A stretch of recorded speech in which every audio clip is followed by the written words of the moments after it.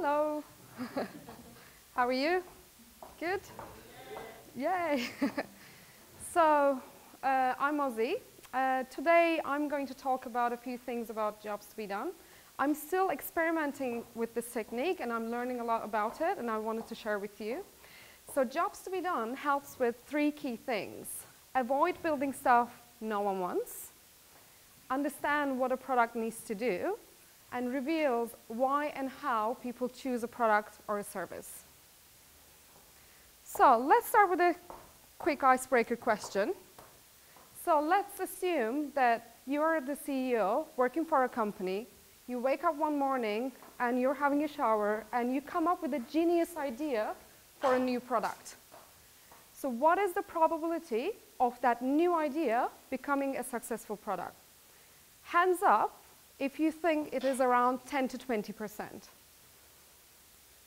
10 to 20, okay, a few people, good. How about 5 to 10? Okay. 1 to 5? Majority, yes. Less than 1? Okay, that's good. So it is actually quite a bit less than 1%. A study in 1997 looked at a whole bunch of projects, patents, and VC returns. There is a wide range across industries, but their best estimate was that one idea in every 3,000 ideas lead to a successful product. It's interesting, isn't it? For some industries, it's a bit lower. For some, it's a bit higher. But it is an average, basically.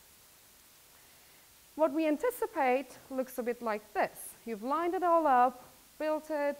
You're excited about launching, smooth launch, popular product. Everyone loves it, right? And you hit go.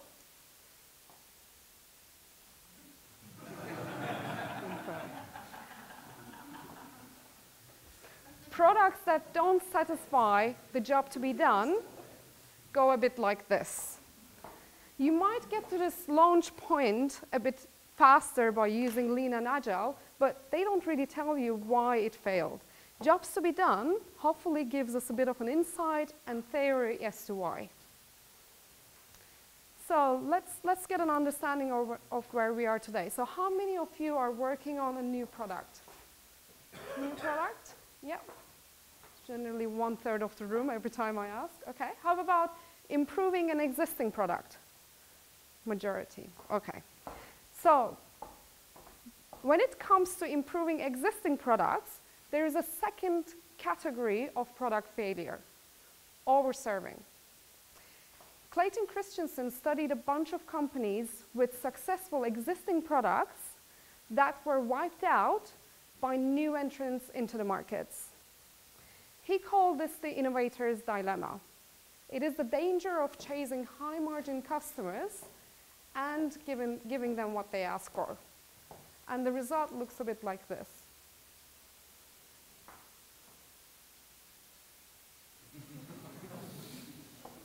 We diligently listen to our customers and give them what they ask for.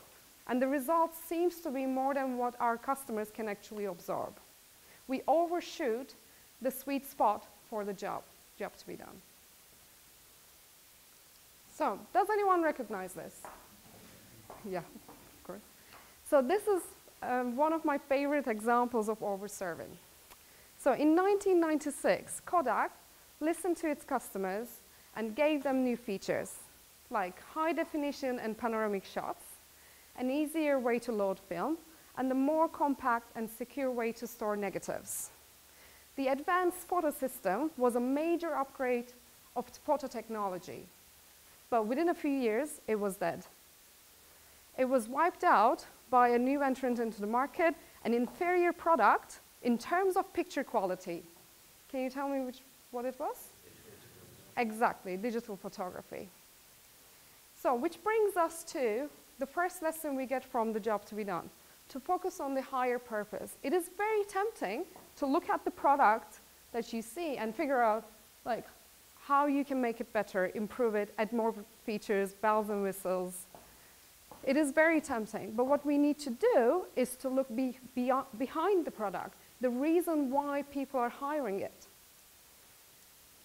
As Christensen says, people don't buy products, they hire them to get a job done. So let's look at the job to be done behind photography. To understand the job, it helps to consider all the different products we have been hiring over many years. So when I left for university in 1998, my father gave me his camera. It was actually exactly the same. My mom, she hates this camera because my father had taken a lot of photos of their engagement party, and all the photos were totally overexposed and useless. So she doesn't have any memories. So even after 40 years, she's still complaining about it.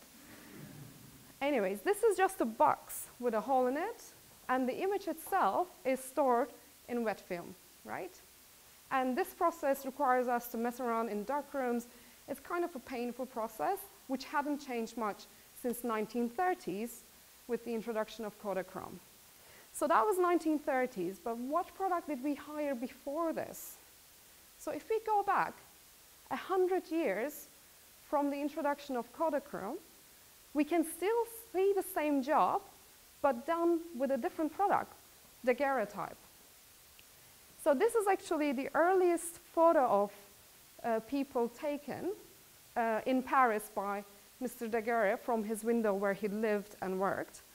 And this is actually quite a busy street in Paris, but because the exposure time was so long, 10 to 12 minutes, it meant that the moving traffic couldn't be seen. But you can see the boot black and his customer stood long enough, so they stood still, so that they can be captured. So that was 1838, but what product did we hire before this? Even before this, we were trying to get the same job done by using oil on canvas. Can anyone tell me what this painting is? Who said that? Great Fire of London? Yeah. Yes, exactly. So painted by an anonymous painter in 1670. Can anyone remember when the fire was? 1660. So exposure time of 4 years. So oil on canvas served us really well for a long time. But again, what product did we hire before this? So even before that, we were scratching the walls of caves by using burnt bonds to represent religious ceremonies and hunting scenes. So we're trying to get the same job done here. So the question is, what is common here? What is the higher purpose? What are people trying to achieve? So if you look at all these different products over years, there's a fundamental reason, underlying reason, what we're trying to achieve. Any guesses? Save the moment? Yes, exactly. Capture and share a visual of an experience or a moment in time. And as you can see, we're now using our smartphones and other digital products to do the same job. Can anyone tell me what other products we are using other than smartphones? Tablets, yes? Exactly, Twitter, Instagram, Facebook, Snapchat. Yes, so these are all the products that we are hiring right now to get the same job done. So that is the first insight. Focus on the job, not the product. To find the job, understand the higher purpose, the why behind the hiring of a product. So you can also see here the second insight from the job to be done. The job doesn't change, the product we hire does. So if you can think about the future, this is Magic Leap, an augmented reality startup. They're working on overlaying 3D images on your reality. So imagine the moment a whale breaches and bringing that to your local school gymnasium. Totally science fiction today, but it is possible. And adding depth to our images will probably shift the product we hire for this job once again. And another option is basically using virtual reality. Maybe we will use virtual reality to get the same job done. So by wearing a headset, you can be transported anywhere, even inside this beautiful barreling wave. So don't be lazy or close-minded, basically. Consider alternatives. Your product might be unique, but the job is not. The job doesn't change, but the product we hire does. And if you can't identify an alternative for your product, then you're probably not thinking hard enough, or you might be solving a problem that no one has. So that's the second insight we get from jobs to be done.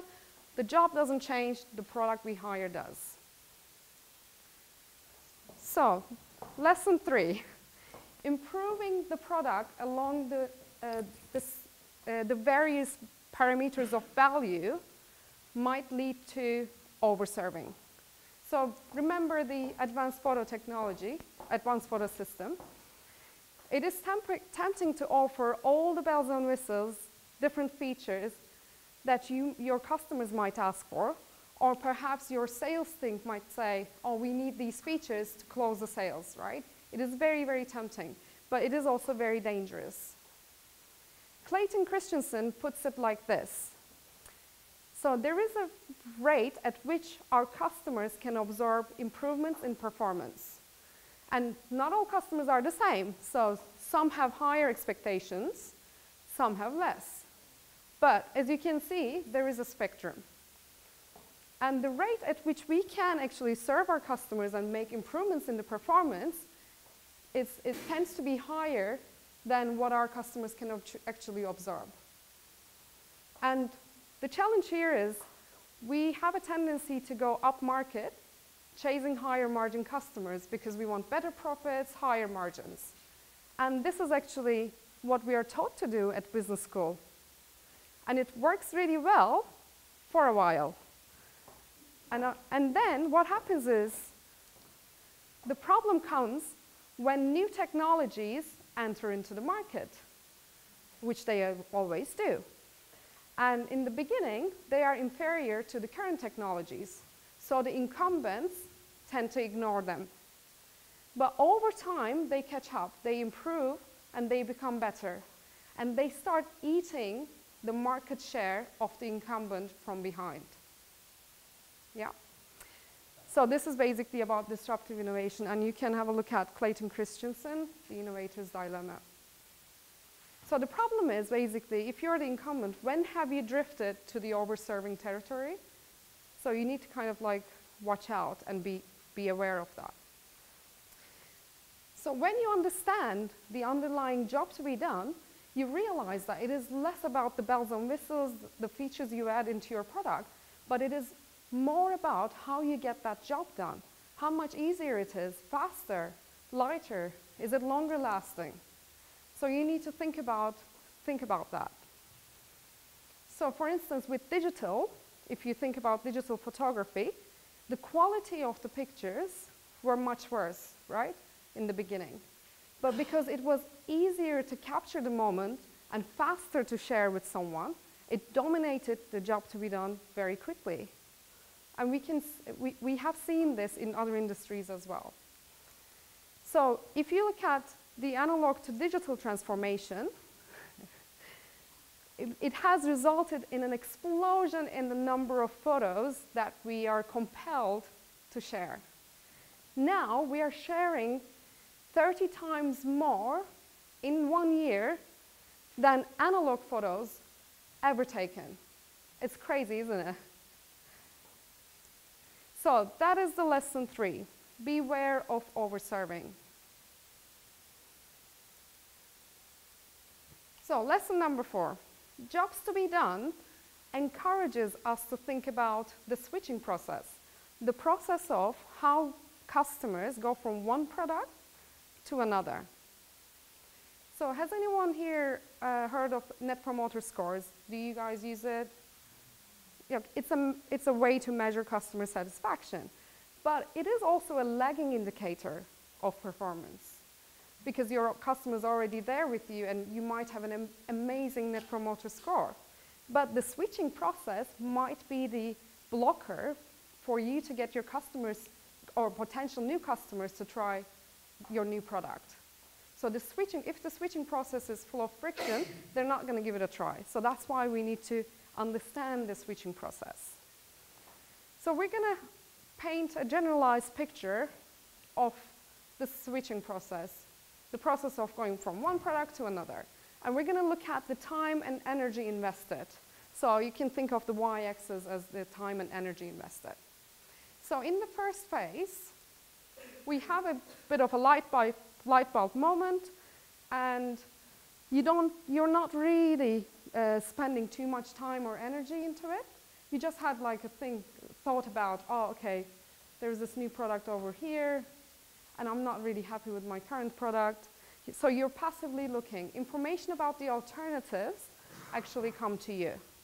You're not going out there and doing Google searches or anything. This is just passive looking. And you're probably thinking about the pains and push away from your current product. In the second phase, there might be a bit of a trigger here. Circumstances might have changed. You basically are spending more time and energy into searching a product. You're probably going on Google and looking at alternatives, but you're not narrowing down options. You're open to all comers. And it's important who you speak to and who you're with, anyone who can influence your decision. But you're not narrowing down options. So a bit more time and energy spent over here. And then, there is, in most of the cases, there is a bit of a trigger point. It could be pain and push driven from the current solution, current product that you're using. And at this point in time, you have heightened urgency. So you're trying to narrow down options. You're looking for alternatives and trying to make a decision. People you talk to is very important here, like your partner, your friends. And it's not only about the functional aspects of the product, but also social and emotional aspects of it, like what would people think if I bought this. So you're kind of in that evaluation phase at this point in time. So this is basically, the timeline captures the process of switching, but what is driving the switching is the 4 forces. So there are 4 forces. So there are 2 forces that promote people to use the new product, and there are 2 forces that block people to give this a try. So if you think about the promoting factors, there is the attraction of the new. So is it going to get the job better, done better, cheaper, faster? Is it going to last longer? So benefits of the new. And you need to think about the pain, the push from the old world as well. So is it expensive? Is your current solution slow? Is it heavy? So as much as your attraction of the new product, the benefits of the new matches the push from the old, you're more likely to switch to the new product. And then there are 2 factors that block people from going from the old product to the new product. So think about the uncertainty of the new. So for instance, when we hire new people into our team, we ask them, do you want a Mac or a Windows computer? And most of the times people say Mac. But my recent hire, she actually said, oh, I've never used a Mac. I don't feel comfortable going to a new job, using a new computer. So she was very anxious about switching. And she didn't really feel the pain, the push from the old, because you can get the job done, with a Windows machine as well. So it was the anxiety, uncertainty of the new, the fear of failure was blocking her. So it is not only about the functional aspect, but it's also social, like what would neighbors say, for instance, if I buy this car? Like, what would they think? So think about the social aspect, but also emotional aspect as well. And then you might have the familiarity of the old. So perhaps your customers are thinking, as good as it gets, this is what I have. It can't get any better, so they don't know. So familiarity of the old is very, very hard to break. So for instance, in my company, we're trying to get people to go on the app and book a new holiday, whereas most of our customers especially in Germany, they're used to going to the retail shops and booking holidays. So it's a very, very difficult switch to make. They are old habits to break. Maybe they enjoy having a day out and going and sitting in the retail shop talking to people about holidays. So it's very hard to break. So you need to think about these 4 forces. And I've been using it to categorize my backlog based on these 4 forces to see if I have a balanced product vision. So it's been quite helpful. So what we're going to do is, since this is a workshop and we have 20 minutes, I guess, we will do a switching interview. So normally switching interviews are around 75 minutes long. So we're going to get you started on it and see how that goes. So normally this is a longer workshop, basically. So I'm going to ask you to group into 3 groups of 3. And we're going to have 3 roles. So one person who has bought a product recently. It shouldn't be a gift. It shouldn't be free. You must have paid for it. And then there will be an interviewer, and I'll give you an interview guide anyways. So you have the questions and everything. And then there will be a 3rd person who can keep notes. Hopefully you have pens. Yeah, so we'll do groups of 3. Is that okay? Cool, self-organize. Find groups of 3 and handouts, thank you. Does anyone not have a group? Everyone has a group, right? Okay, cool. So what we're going to happen, did you decide who's interviewing? Who's going to be interviewing? Okay, so you need to decide who's going to be interviewing. And it's very important that you start from backwards, from the moment of purchase, and keep asking questions in ridiculous details to find out how they got to that purchase decision. Yeah? Okay. Hello. Okay, so we have 4 minutes. I just want to quickly perhaps share. Is there anyone who wants to share any insights that was revealed, that was interesting, and any trigger points that you identified in the purchase decision? I'm going to pick on you guys in a minute. Starting a new job. Starting a new job is the trigger point. Okay, that's very good. There was one about buying a new house and needing a table. Yep, over there. There's a regression trigger point where you lose something that you have, so there's a replacement need. Okay, So broken yeah. tablet. Broken tablet, yeah. Trigger point. How about you guys? Do you want to share? I think the trigger point was the realization that you could have a handbag and a purse for less than the cost of the bag that kind of drew you into the shop in the first place. And then you felt like you were getting a bargain, and that was the trigger. And any social or emotional aspects in the decision? There was a little bit about what will my partner think if I come home with another handbag, but actually you just said that you didn't really care about that. You were just thinking about how you'd justify it to him, and you could buy it. Anyone else? Sales. It does. That's good. So I had a few questions along the way about like, how are we going to use this?